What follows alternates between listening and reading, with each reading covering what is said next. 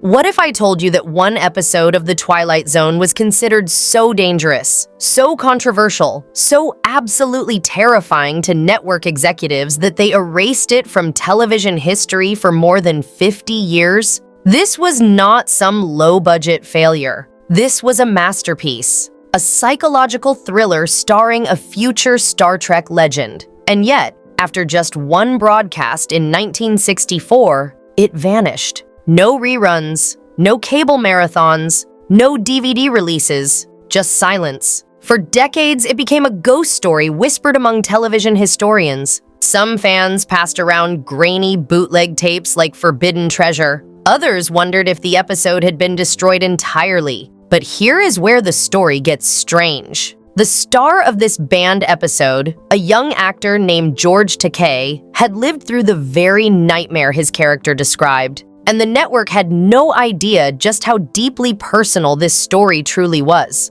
If you love uncovering the hidden stories behind classic Hollywood, make sure to hit that subscribe button and leave a comment telling me which vintage show you want me to investigate next. Trust me, you do not want to miss what comes next. Before we can understand why this episode was buried, we need to understand the man who created the Twilight Zone in the first place. Rod Serling was not your typical television writer. He was a World War II veteran who had seen combat in the Pacific. He carried shrapnel in his body and nightmares in his mind. And when he came home, he channeled all of that darkness into his writing. Serling was brilliant, but he was also furious. Television in the 1950s was controlled by sponsors who wanted nice, safe stories that would not upset anyone. In 1956, Serling wrote a drama about the tragic death of Emmett Till, a young black teenager lynched in Mississippi. By the time the network finished censoring his script, they had changed the victim from a black boy in the South to an anonymous foreigner in an unnamed town.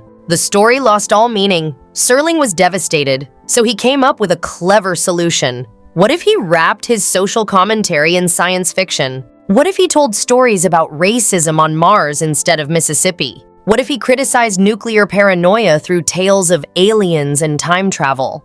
The networks were less nervous about offending sponsors if the controversial ideas were disguised as fantasy. The Twilight Zone premiered on CBS on October 2, 1959. Serling wrote 92 of the show's 156 episodes himself. His calm, measured voice introduced each tale, but behind that composure was a man on a mission. He tackled prejudice, paranoia, nuclear fear, and the darkest corners of human nature. Episodes like The Monsters Are Due on Maple Street showed how quickly neighbors could turn on each other when fear took hold. Time Enough at Last gave us a book lover who survives a nuclear apocalypse only to break his glasses and lose the only thing he loved. These were not just scary stories, they were warnings. And in 2025, 50 years after Serling's passing and 100 years since his birth, his hometown of Binghamton, New York celebrated his legacy with Serling Fest. Ohio even placed a new historical marker at Antioch College where he studied. But there is one episode that almost never got this kind of recognition. The Encounter aired on May 1st, 1964. It was a bottle episode, meaning the entire story takes place in one location with just two actors. The setting is a hot, cramped attic in the middle of a suburban afternoon. Nothing fancy, nothing expensive. But what happened in that attic would haunt television history. Fenton, played by Neville Brand, is a World War II veteran sorting through junk in his attic when he finds an old samurai sword. A young Japanese-American man named Arthur Takamori, played by George Takei, shows up looking for landscaping work. Fenton invites him up for a beer, and at first, the conversation seems friendly enough. Two strangers making small talk on a hot day. But something is off. Fenton keeps making comments that walk the line between casual racism and outright hostility. He apologizes each time, claiming he is just joking around, but the tension builds with every word. And then there is the sword. Fenton mentions he took it from a Japanese soldier during the war. When Arthur touches the blade, something changes in his eyes. He whispers to himself that he is going to do something terrible to this man, and he has no idea why. What follows is 25 minutes of psychological warfare. both men reveal their secrets. Fenton admits he might have committed a war crime, taking the sword from a soldier who had already surrendered. Arthur confesses something even more shocking. He says his father was a traitor who helped the Japanese military during the attack on Pearl Harbor. Whether this is true, or just something Arthur believes because of the supernatural influence of the sword, remains deliberately unclear.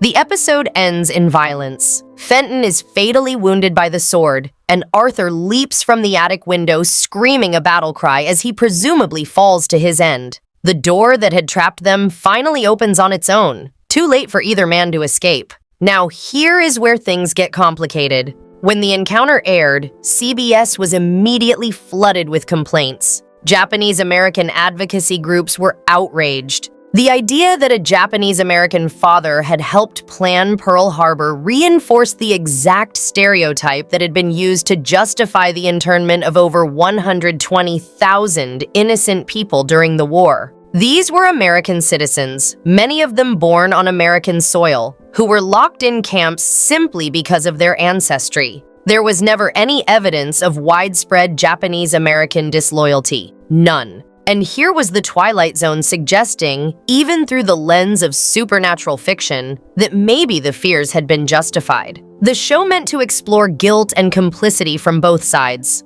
Fenton was supposed to be just as flawed as Arthur, but in 1964, the wounds were still too fresh. CBS pulled the episode from syndication and never looked back. But there is something the network did not know, something that makes this story even more painful. George Takei, the young actor playing Arthur, was not just performing trauma, he was reliving it. When Takei was 5 years old, soldiers came to his family's home in Los Angeles and ordered them out at gunpoint. They were sent to a Japanese internment camp in Arkansas, one of 10 such facilities scattered across the country. Takei remembered barbed wire fences, armed guards, the confusion of being told you were the enemy when you did not even understand what that meant. Years later, Takei would describe the experience in interviews, in his memoir, and in a Broadway musical he created called Allegiance. He became one of the most vocal advocates for remembering this dark chapter of American history. And yet here he was in 1964, playing a character whose father supposedly committed the very act that Americans feared. In an interview with the Television Academy, Takei reflected on the episode with surprising grace. He noted that his character's confession was fictional and that no Japanese American had ever been proven to assist the attack. But he also understood why the community was upset. The timing was terrible. America was escalating involvement in Vietnam, and anti-Asian sentiment was on the rise again. CBS was not willing to defend a story this complicated. For 52 years, the encounter remained invisible to most American audiences, but it never quite disappeared. Canadian stations aired it. Home video releases in other countries included it. Fans traded copies like contraband. And then in 2016, something remarkable happened. Sci-Fi Channel announced that their annual New Year's marathon of Twilight Zone episodes would include The Encounter for the first time since 1964. No edits, no disclaimers, just the episode, restored to its place in the show's history. Fans who had only heard whispers finally got to see what all the controversy was about. The response was divided, as it probably should be. Some praised the episode for its psychological intensity and its refusal to offer easy answers. Others still found it problematic, arguing that even well-intentioned storytelling can cause harm when it reinforces dangerous myths. But almost everyone agreed on one thing. This was powerful television, the kind of television Rod Serling had dedicated his life to creating. Today, The Encounter is available on Paramount Plus alongside every other classic episode. You can watch it in crystal clear quality and judge for yourself whether it deserves its reputation. But the fact that it took over half a century to get there says something about how our culture handles uncomfortable stories. And speaking of the Twilight Zone's future, the franchise is experiencing something of a renaissance in 2025. Ben Stiller, the actor and director best known for Zoolander and the hit Apple TV series Severance, is reportedly developing a new Twilight Zone film for Warner Brothers. Leonardo DiCaprio's production company, Appian Way, is involved in the project, which has been in development for years under various directors, including Matt Reeves and Joseph Kosinski. According to reports, the film will focus on a single story rather than the anthology format of the 1983 movie. One early version of the script featured a fighter pilot who travels 125 years into the future, only to discover that the utopia he finds is not what it seems. Classic Twilight Zone territory. Meanwhile, IDW Publishing has launched a new Twilight Zone comic series through their horror imprint, IDW Dark. Like the original show, each issue is a self-contained story designed to capture that eerie, morally ambiguous tone that made Serling's work so unforgettable. The first issue, written by Dan Waters with art by Morgan Beam, is titled Blank and follows a detective investigating people who are suddenly replaced by featureless versions of themselves. All of this proves something that Rod Serling himself never got to see. The Twilight Zone was not just a television show. It was a way of thinking about the world, a lens through which complicated truths could be examined without looking away. Shows like Black Mirror and Severance owe everything to what Serling built in that cramped CBS studio more than 60 years ago.